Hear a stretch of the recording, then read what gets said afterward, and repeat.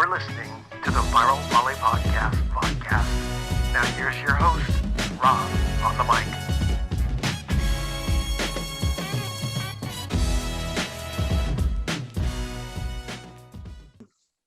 Hey, good day, everyone, and welcome back to the Viral Volley podcast, the Week 7 results and Week 8 upcoming match edition. But as always, got Dan Friend of Lewis, Dave Hunt of Pepperdine, and Jay Hossack of George Mason.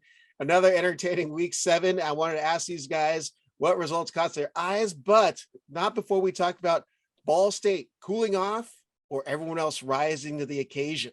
Want to get your thoughts on it. We'll start with Jay. It's been a little quiet over there in the Jay Hossack quadrant on my Zoom screen. That's the way I like it. No, I don't think Ball State's cooling off. I think everybody's figuring out how to slow them down a little bit. You know, they're really good at blocking defense. They dig a lot of balls and they trans really well because Quinn Isaacs is running a really good offense. It's still fast. You know, the kid's 15, 20 feet off the net. And he's still rifling it to the outside. So I don't think it's anything about them cooling off. I think people are picking up. Janice had 31 kills and hit 636. I mean, that's pretty darn good. Sounds like he's cooling off. Yeah, he's a little bit. He hit 750 the other day. So yeah, the kid's slowing down a little bit. But you know, again, it's easy. I don't want to say fly under the radar. It's easier to get wins, or it's easier to be successful as a hitter when nobody knows anything about you. However, when everybody starts to figure it out, the separation starts to happen with the great players and the great teams when people know about them and they can still be successful. That's what's going to start happening. Jump to Dave. Yeah, I agree with Jay. It's a different skill set to be on top of the mountain and have to fight everybody off, or individually, right? Like if everyone starts to sit on your fastball was blowing people away. Now, what's your secondary pitch and can you adjust? And so we'll learn a little bit about those guys. And yeah, I mean, are we talking about results? I forgot now. I was listening to Jay, but results that caught our eye. These are topics within the results of the week. Yeah. I mean, we touched on it a little bit earlier. Just Long Beach State going without their setter to UCLA and battling hard. I just thought that was, from a coaching standpoint, you probably got to be pleased, not happy with the loss, but pleased that your team competed. And it was clear that they weren't running the offense like they normally would, right? I think their middle's got to combine like 7 sets or 8 sets. So the Pins carried a big load and did a nice job for them. Yep. And Dan. Well, on the Ball State topic, certainly Loyola, they bring Cole in, and they got Parker Van Buren, who's on a tear as well as Caleb is. I mean, Caleb's putting up not only MIVA Player of the Year numbers, but he's putting up National Player of the Year numbers, and against some good competition. So, you know, hopefully, you know. But he's cooling off, right? He only hit 6 something. Something like that. But Caleb's got and he's got a center that's putting him the ball in the window where he needs it from anywhere, which is pretty impressive. Angelo got slowed down a little bit, but he's still coming off an ab injury.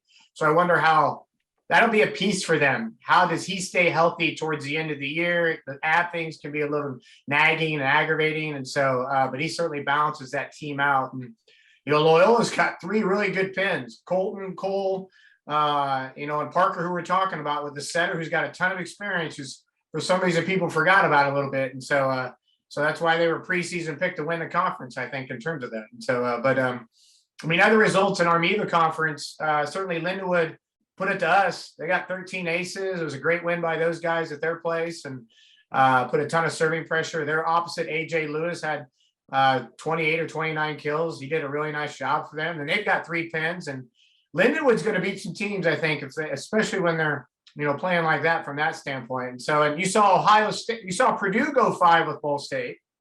Purdue got their Chile guy back, Vincente, and he's doing some nice things and have leveled them out. And then, but then Purdue went over to Ohio State, and Ohio State beat Purdue in 3. And so, and then you got McKinley, who got 2 wins. And so McKinley's sitting at 3-1 now, and Loyola's sitting at 4-0, and Ball State's 3-1. And so a lot of parity in the conference, and will continue to be so. So I gotta interrupt Dan with 2 things. One, he kept saying 3 pins. This team's got 3 pins. I was thinking everyone's got 3 pins, and then I was thinking to Dan's lineup, Dan doesn't have 3 pins, so that's why I keep saying it. So I kept hearing 3, and I was like, oh, that now makes sense. But then, I mean 3 effective pins is all I'm saying. Do you know what I mean? Yeah, no, it made sense. I was just like, everyone's got 3, and then Wait. yeah. Wait, you guys have pin hitters? Yeah. And then the other one is, I just want to have the joy when I go to coach that Dan has when he's talking about results in the MIVA. You just see this like happy, like he's 3-0, 3-3, and I'm just like, man, that's pure joy right there. But he didn't mention a team called Lindenwood who played him this last week, and Hey, he talked about it. I gave them props. They were impressive. Joe's doing a nice job with that group. So I don't know. I think when coaches have been around and they've been battling and trying to make their teams better, and you start to see them be successful, yeah, it's good for the sport. It's you got to be happy for them. That's why they're grinding away and doing it. You know, when Jay took the Mason job and then took his team to the NCAA tournament, how awesome was that? And Dave took over for Marv, and you know he's at the NCAA tournament where I am. I don't know. That stuff's neat because the community's small, and to see your friends be successful in the environment is pretty neat to be a part of. So. Oh, no doubt. Where were we at there? Did I get you, Jay, already on that one? You did, but I want to give a shout out to my boy Spencer Wickens. Kid had 20 kills, hit 432. I know you lost the match day, but kid's on fire. The 6 and under club, and he's crushing them. Good for him. No, he did well in the one that we won. The one that we lost, not so hot. Oh, Not so bad. He cooled off. He cooled off, but not to Genis numbers, unfortunately. That would have been well. And we talk about pin hitters. Jenky and Gianni are back for Grand Canyon, and the 2-headed monster for them. So they're probably going to start picking up a couple more wins here down the line too. So, hey Dave, was it pretty packed? The first night was. The second night would have been, except we had played in the afternoon on Sunday. So, but Grand Canyon does a good job with all their athletics events of just, it's really well run in terms of their facilities, people, and just how they carry everything. So it's pretty cool. Yeah, that pre-match rave before all the games. Is that how they get everyone in there? Yeah, I mean, that's what I was getting into. So you were at the rave undercover. Yep, trying to stay calm. Somebody please give me a video of that. It'll be my blue and orange glow sticks getting after it. Let's jump to our next one. UC Santa Barbara getting it done and scrappily. I mean, 2 wins, BYU. Pretty impressive. Wanted to get you guys' thoughts on it. Start with Jay on that one. I think BYU is mortal when they're away from Salt Lake City or away from Provo. I think they're having a little bit of a challenge right now with their setter. I don't know if he's going to be the answer that they're looking for. And Davide is carrying a massive load for that team. And you focus your energies on that one guy. It's going to be pretty tough for a team like that to be successful against the teams they're playing. So I'm not surprised. I like it. I told you guys last week I didn't think it was going to be a fun match to watch, and it really wasn't, to be honest with you. I know they went 3-2 on the second night, but Santa Barbara is just better than them. Yep. Let's jump over to Dan. Yeah, I think Gardenia's arm's going to be sore for sure by the end of the year. But yeah, Santa Barbara's just got a separation piece, I think, from them right now. I don't care whether they were traveling or at home. I think BYU is still working through some pieces, and my guess is Sean's goal is to kind of figure out those pieces that are going to help them level out by the time they get to the conference tournament to make a late push in terms of where his team's at and all that stuff. And certainly he's got some talent, so he's just got to figure out the right flow and what works the best for them. So, yeah. How about you, Dave? Yeah, Santa Barbara is just a little more polished right now, but somebody was talking about Penn State late in the NCAA tournament. You wouldn't want to face them. I wouldn't want to face BYU. You know, Gardini's potentially his last match. Now you got to go slow him down. And everyone knew the ball was going to go to him against Santa Barbara. And he still was hitting like 900 into set 3 or something. It was ridiculous. And he's got anytime you're 6'10" and have an arm like him, he's got the ability to just take over and go off on somebody. So they're going to be pretty good. Yeah. You're right. I was looking at the box, and gosh, the pin hitters and their young middle for Santa Barbara have really risen to the occasion. That set distribution was insane. Chalmers 16 kills, Wilcox 15 kills. He had Todorov 11 kills, Amoroso 11 kills, and Paraga's 47 assists. So that team can spread it out, and when they're all on, that is a scary team to see in the playoffs for sure. So let's jump to our final Week 7 result topic. It's Penn State. It's lonely at the top. I mean, they're atop the EIVA. They're in a really good rhythm, getting some good wins. We'll go over to Dan on this one. Well, I might defer to Jay in terms of I saw Harvard beat NJIT, and I didn't really get to watch that. I saw some of the box score stuff, but certainly Penn State is alone on the top now. I thought, they beat St. Francis pretty handily, 3-0, and I was looking forward to that NJIT match, but then you see Harvard kind of come through and win that. So, Jay, I don't know if you got to see any of it or look at it, but I'd be curious just to see. I think Penn State is alone on the top, and I think it's going to be whether they can sustain that mentality to stay focused and not let a match slip where they shouldn't in terms of that. Yeah, no, I think you nailed it. I mean, obviously Penn State, they returned literally everybody from their team last year. And that's a team that a couple of those guys have been playing together since club, and they're connecting really, really well. And, the fact remains is that Penn State will be tested. The challenge is obviously, will everybody be healthy? I know St. Francis has always felt like the little brother to Penn State. And so when they walk into that gym, there's just an aura about it that, you kind of know you're going to take it to them a little bit. And I thought St. Francis would respond a little bit better than they did. The challenge with NJIT and Harvard is NJIT's starting setter went down with an ankle roll. And when he is not on the court, the next guy is not bad. He's young. He's 6'7", he's tall, but does he run an efficient offense like Roque does? And I don't think the answer is yes.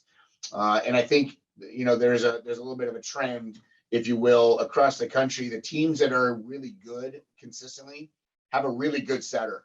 And I know that that's kind of a duh thing for a lot of people, but it's you got two of them, But those other teams have 3 pins. That's right. Difference, two setters and 3 pins. So, but no, the reality is that, Penn State's going to be pushed a little bit down the line if everybody's healthy. But I think the reality is that everybody's fighting to get into the playoffs right now at the EIVA. And Harvard's a good team. They haven't played in a couple of years. Nobody's talking about them. They got a couple really good middles that are young. They got a couple outside hitters that are not too bad. Harvard's a good team, and I think, there's some new teams this year that are starting to pull themselves up a little bit in the EIVA, and that's fun to watch. Hey, Jay, St. Francis, Brooklyn, they're in the conference this year, right? They are this year, but they're not starting next year. Are they postseason eligible? I would assume so, yes. Because it's 6 teams for you guys, right? 6 teams this year, and then moving forward, we'll see what we do when we're down to 6 teams. If we keep everybody, if we go back to 4. Yep. And let's end it with Dave. Yeah, I think from the outside, the EIVA is down from where they have been the last few years, right? And Jay hit on it. You lost almost all your starters from last year, and I think other teams are in that boat. NJIT has some key pieces, but they lost their best guy, right? The Spaniard, Jimeno. Yeah, the Spaniard. Yeah, I mean, he was a huge part of it. So just on the whole, they're down, and that combined with the fact that Penn State brought everyone back, it's going to be interesting to see how does Penn State, once they get to the end, right? Have they been challenged enough to go in the NCAA tournament? Because I think it's not going to be enough to just say, oh, we made it to a tournament again, right? With that group, there's some high expectations. So. Yeah. Well, we're making this a quick segment because we're going to go to what the fans are asking for, which is our fan questions, not just a question. The guys agreed to do questions of the week, but before that, I wanted them to pick the matches they're keeping an eye on in week 8. And we'll start with Dan because he just moved right over to his sheet as if you can see on the screen there.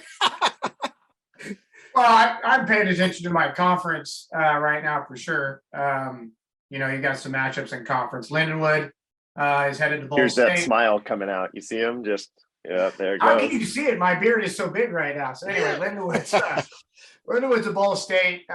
We've got we're playing Purdue Fort Wayne on Thursday, and McHenry's got Loyola, and then we've got Loyola as well. And so there's going to be some good matchups. You got Ohio State versus Lindenwood at the same time. And so I think our conference play is certainly what I'm going to key on in terms of that. And so, but outside of that, I always like watching Pepperdine play. So we'll see how those guys go against SC. Do you know what I mean? So yeah. All right. How about you, Dave? What are you keeping an eye on in a week 8? GCU and BYU. GCU's got to go up to BYU, and it seemed like last year they played up there like 4 or 5 times, and they played well. I think where everybody else freaks out, or a lot of teams freak out up there. Oh, we can't serve, and the altitude and this and that. I think GCU thrives up there. So I wouldn't be shocked if GCU takes both of them. But yeah, I think they'll be good matches. Yep. And then to Jay. I'm going to be watching 2 EIBA matches specifically. One, first of all, before I do that, got my boy Schweisky coming down this weekend, playing him. That's going to be fun to see. Schweisky's Army, which, by the way, just lost their assistant coach to Penn State, Pat Schwarren, who has been there at Princeton for the last 6 or 7 years, helping build that program with Sam into a national name. Now is at Penn State mid-season. That's quite a coup. But the matches I'll be watching are St. Francis and NJIT. That's St. Francis of Pennsylvania.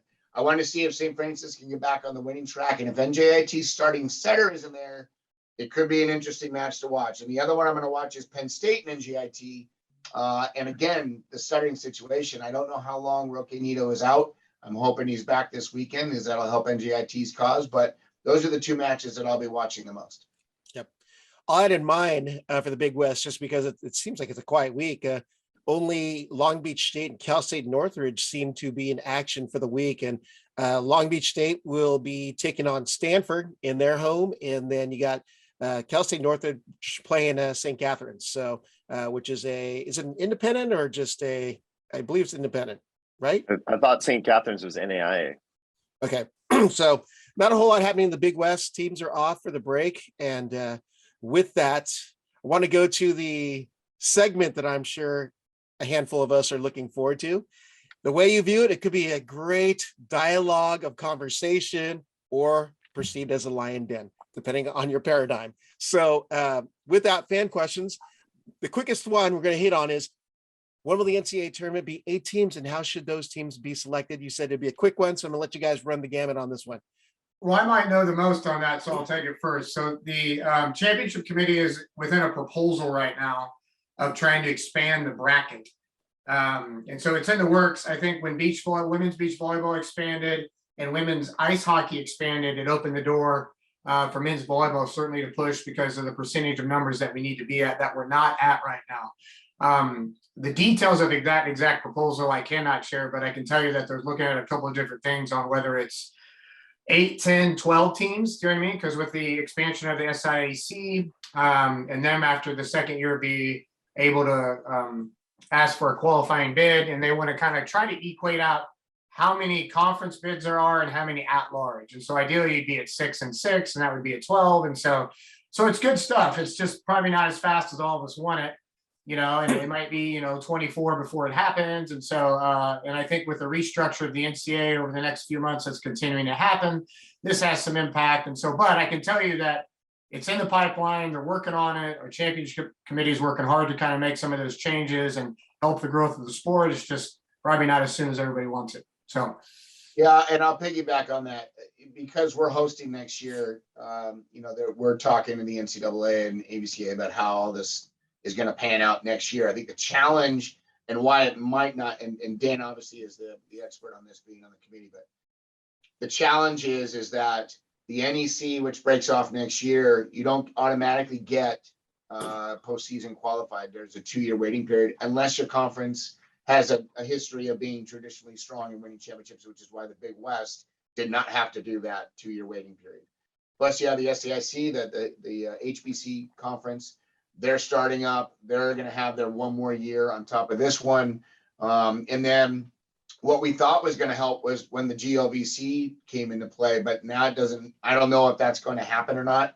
And it might be one less than we had anticipated. But there's other conferences. The A10's looking at some other schools, and I know that there's some schools in the Big West and schools in the West Coast Conference that are thinking about it. So there's going to be movement. I hope it's in 24 when it starts, and I really hope we go to 12 teams instead of 10 or 8. But that remains to be seen. Yeah, I'm gonna speak up only on something to keep an eye on. It's no information, but keep an eye. Dan talked about it. Keep an eye on what the NCAA does in the next few months. There's a lot of reform going on, and it hopefully has positive impact, but I think none of us really know. And it's going to be that it's just going to have a large impact on a sport like men's volleyball. Olympic sports in general, I think, are going to be affected by what the NCAA tries to do in the next few months.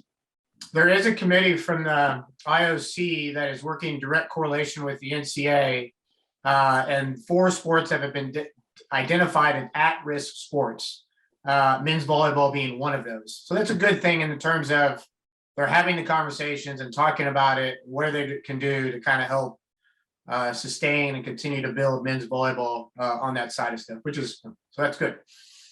Yeah, I'm sure COVID didn't help with that, because I know in speaking with some NCAA representatives during COVID, they had significant reduction in even just communications staff at the time. So I imagine they haven't recovered from that, because they have to start seeing revenue in order to bring people back. So definitely something to follow these upcoming months. 2024 is the year you said, Dan, to watch out for. I think that's the tentative year right now. At least the last thing. I'm on a couple of committees, and so, but I'll certainly give info on the podcast when I can.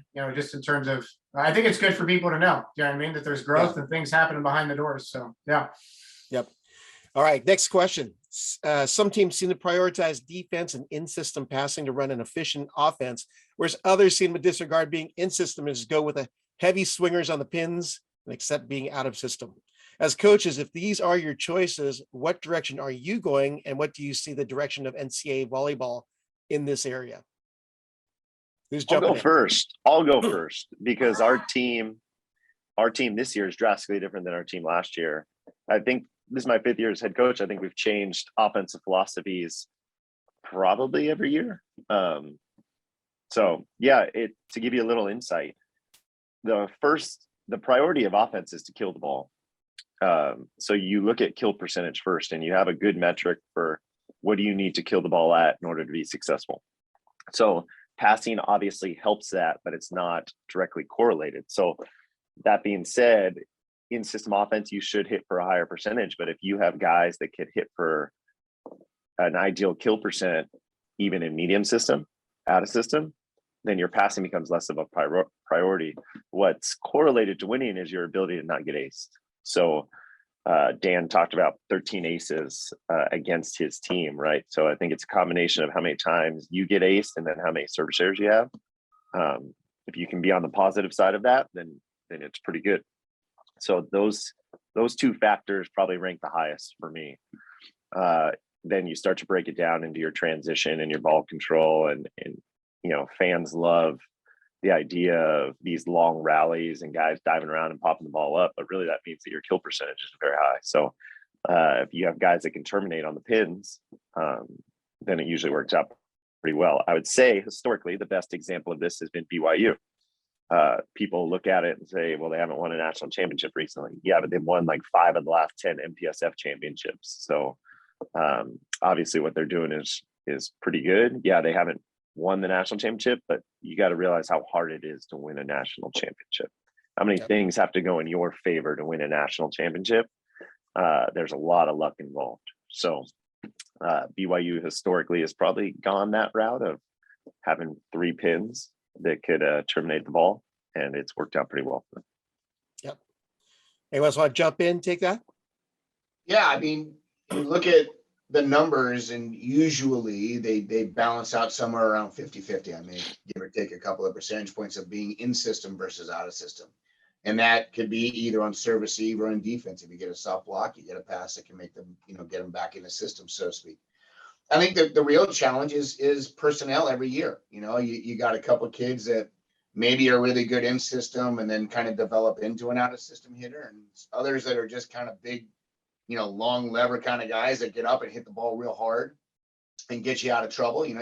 Everybody seems to have at least one guy that when you're in trouble, you can chuck it up to, and that guy can get you out of trouble. But the other thing is the second contact has to be good. I mean, you can't just get a ball up in the air and be 25 feet off, and then your second contact leave the guy 12 feet off and then hope that he's going to get you out of trouble. If you can get him close to the net where he can see the block and be able to use it to his advantage, those are where the real successful out of system hitters are. And if you can't put that second contact in the right spot, That's a big challenge. And we're facing that right now with our squad, is that our second contacts, our non-setter contacts are all over the place, and no hitters can get into the rhythm. And so we're struggling with that. And that's something we work on all the time. It's I love hearing people go, why isn't this team doing this? And why isn't that team focusing on that? And why are they?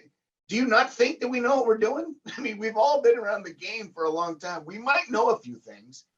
Just because you say that you want it to work doesn't mean it automatically happens. You got to get better at that skill. We all go into the gym with different focuses every week and trying to get better at those skills. You know, we talk about filling all the cups up with water and getting them all to be filled as best we can. And some weeks you got to add a little bit more to one cup because you're really deficient in that area. But it's not like we haven't been working on it. So yeah, that's my take on the whole thing. We missed 22 serves on Sunday. I think 22 serves, and I told the guys to serve in, and they didn't. And if I had that power, I guarantee you, I would just go down to 7-Eleven and just write out the lottery numbers, and I'd collect my millions, and I'd be living in one of the beach houses over there. Anything else to add on that topic? Yeah, I could go on quite a bit, but I think there's a couple of things for me. You're personnel driven sometimes. And so what are my pieces and what do they do the best? Like last year, we have 6'9" Coonan who can hit us out of a lot of situations. And so that certainly changes the dynamic of our team the past few years. We don't have that guy this year, but we have 6'11" Mitchell, you know, and how do we effectively use him as much as possible? And but 2 setters that you keep reminding us of.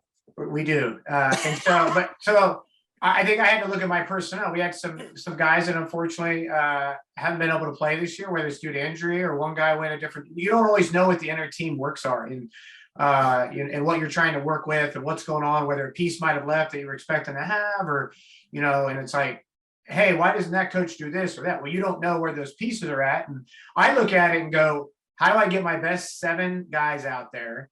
And what's the best system that's going to work for them now? Now, there are certain things from a philosophy standpoint that I believe are true that I try to do, but that's even changing a little this year. We've always been a really block-orientated team. And you can go back historically and look at our numbers. We're top 5 in the country the past 10 years. But like our pieces have to change sometimes. So we need to get a little bit better this year at some things that we haven't done as well in the past to make us more effective. You look at Ohio State when they won their 2 championships, they just went and ripped it. You know what I mean? They didn't care about their errors, and it worked out really well for them from that standpoint.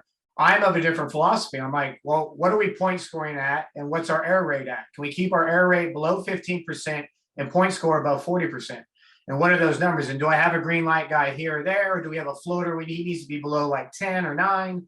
And this jump guy's point scoring at 52, so his error rate might be able to be at 20 or 21 or something like that. And we actually teach our guys these statistics and what they mean and where they want to be at, what the numbers we're talking about, what we're trying to get our team at.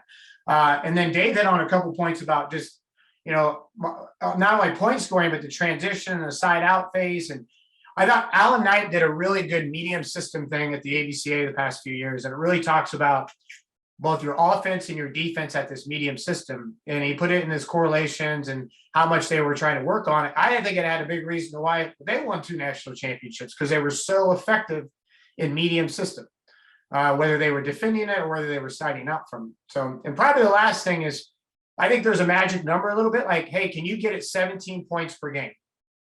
And it fluxes a little bit, but we've done some data over the championships over the past 10 years and looked at all these teams that were in the Final Four and how they got to those 17 points and where they're getting the numbers. Were their kills a little higher? Were their aces a little higher? Were their blocks a little higher? And then kind of how they were getting there. And I bet right now, if you went and looked at the top 5 or 6 teams, they're probably somewhere over that range or in that range in terms of points that they're doing per game.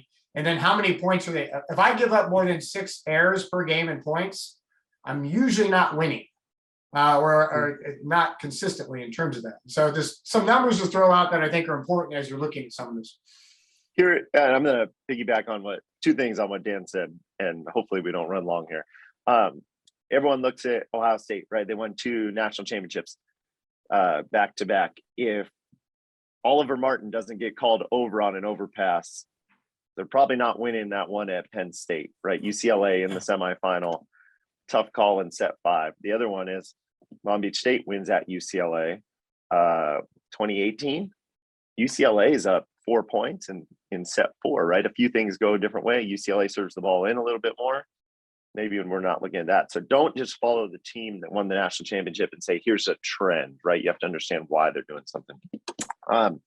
The other one is late in season, when you're playing good teams, right? Conference championship, NCAAs, everyone has figured out how to get you out of system. So they serve tough. And everyone has figured out how to not get aced. So you don't get those free points, right? And so it's teams that play medium and out of system really well or really efficiently that end up being pretty good. So everyone should kill the ball at 51% in system. That's the national average when the ball is perfect pass. I think it's actually 54%, then 51 if it moves a little bit off left or right. So you're supposed to kill the ball there. It's when the ball gets off, you're playing 6 to 12 feet against really good teams very often. How good or efficient are you there? So. Well, I think we're going to end that question there because I know there's one that we wanted to address. And I know that some of us have some commitments here in the upcoming moments, but it wasn't a question, one question, it was from a bunch of questions that were thrown up on a board that shall not be named, just because some people have said something about that. But it is accused that of the panel that there's been some criticism of a particular team's scheduling of challenging matches. I'm not going to be, I'll be obvious, criticism of Hawaii's schedule.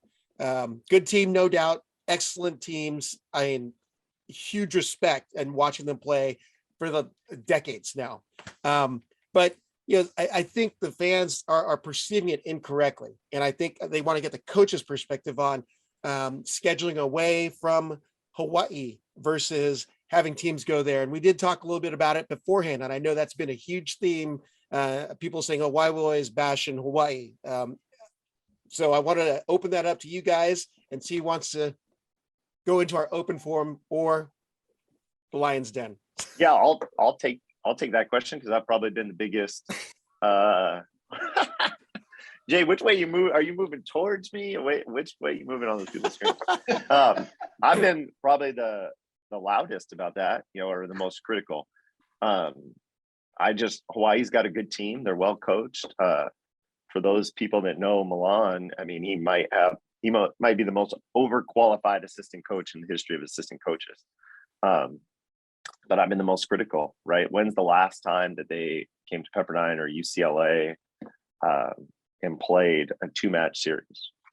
It's been a while. Now, that being said, behind the scenes, there's been a MPSF Big West conversation about, can we get cross-conference scheduling, like a mandated, here's when you're playing or here's who you're playing. And Charlie has been the biggest advocate for that. So people don't know that, and I've been critical, but he's also been the strongest one saying, hey, we got to do this. This is good for everybody out here in the West Coast. So I wish they didn't travel all the way across the country and play Queens and Lincoln Memorial at their place. I wish they would just fly into LA and play us or play UCLA, but they don't. So that's the deal. And I touched upon it a few weeks ago about cost, but let's also talk about time. Historically, when the Outrigger was a big tournament, they had the winner of the MIVA, the winner of the MPSF, Hawaii, and the EIVA, and it was Penn State forever and a day. And then when the tournament happened, there was a chance for teams to go out there and spend a couple of days ahead of time to kind of get acclimated a little bit to the time zone. It's not perfect, but at least an extra day or two here and there can help out. But when you look at the cost of what that is, the average cost to go out there for just 3 days is probably somewhere in the neighborhood of $12,000 when you consider flights, consider hotels, you consider per diems, all that stuff that goes along with it. And rental cars, I mean, you go sometime during the year, and sometimes they're really jacked up because there's a golf tournament going on during that time, and Hawaii's limited as to how many cars they have. But here's the other thing to keep in mind. When you're an East Coast team, you go out to play Hawaii in Hawaii, a 7 p.m. match time is 12 a.m. for these kids. I don't know what people think is beneficial or not beneficial for a college student to do, but I can guarantee you starting a 2.5-hour process at 12 midnight is probably not going to work out in your favor. And there's arguments on both sides. Oh, it's the experience, or oh, it's this and that. Yeah, it's great, but it's not going to be a winning combination for a lot of teams. And especially if your team can't afford to go out there for an extra day or two to acclimate somewhat, then what are you really doing? And it's no slam against Hawaii. You can't change their location, but there's probably a massive reason why a lot of teams from the Midwest and East Coast don't choose to go there all the time, because it's expensive and the timing really sucks for the players. It's not conducive to their, the overall well-being and playing. So, I know people say, well, the college students, they stay up till 3 a.m. anyways. It's not that big of a deal, but no, it's a big deal. It matters. I was going to say, are your guys going to bed before midnight? Because I'm having a hard time getting our guys. I don't follow them like that, so that, whenever That's they probably go to smart. bed, I just Yeah, think they good get move. a good amount So of my sleep. added piece would be, so like notoriously Hawaii never traveled. Back when they were in the MPSF outside of conference stuff, they didn't travel anywhere, and it was a knock that they didn't play well off the island.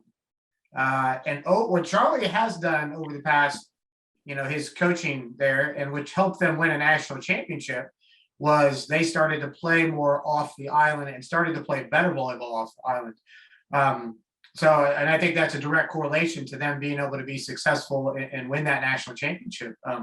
I think the next step that Dave's is wanting a little bit. Hey, California's right next door versus Lincoln Memorial. Come play a few of those schools. It certainly helps us and it helps you in terms of that. So I don't think there's anything wrong with that conversation. I think we actually head to Hawaii, and it is tough, and it's over a $30,000 trip. And those guys are always gracious, and those guys help out with things, which is really nice. The Hawaii athletic department and Charlie, and so they've always treated us really good when we go. So that's really nice. And the culture there is great to play. That's what the reason I want to go there and play is because of the fans and everything you play in front of.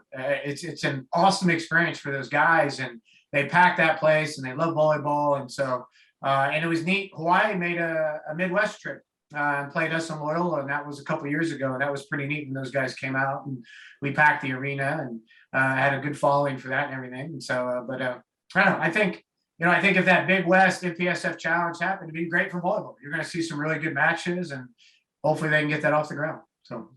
Dan hit on a good point too. Charlie and I think their tourism or whoever, they've always done a great job in terms of when you go out there, I don't think you're just splitting that bill by yourself. So he's done a great job of that. They make money, right? They make money hosting these when they have good teams. They get big crowds, but they just won the national championship, and I'm trying to compete against them. So damn, I'm going to be a little crotchety until, we start winning. There's an honest answer. I'm crotchety because they just won a national championship. There you go, fans. You got it. He's They make crotchety. appointments for that, Dave, when you get crotchety, just letting you know. Yeah. All right. Good. Well, I think we've got to end there because of time constraints, but I wanted to thank Dan Friend of Lewis, Dave Hunt of Pepperdine, and Jay Hossack of George Mason from Week to Week, giving us the good stuff, the inside view of what's happening in NCAA Division I, II volleyball. Follow their teams and programs. Go to volleyballbag.com or off the blogs, TV, streaming, listings, and all that. Because I think the more eyes you can put on our sport, the more it'll grow. And I know there are a ton of other questions, which I'll hold till next week because there's some really good ones. And I actually had a bunch myself. So thanks, you guys. Good luck this week. I'm looking forward to seeing results in your favor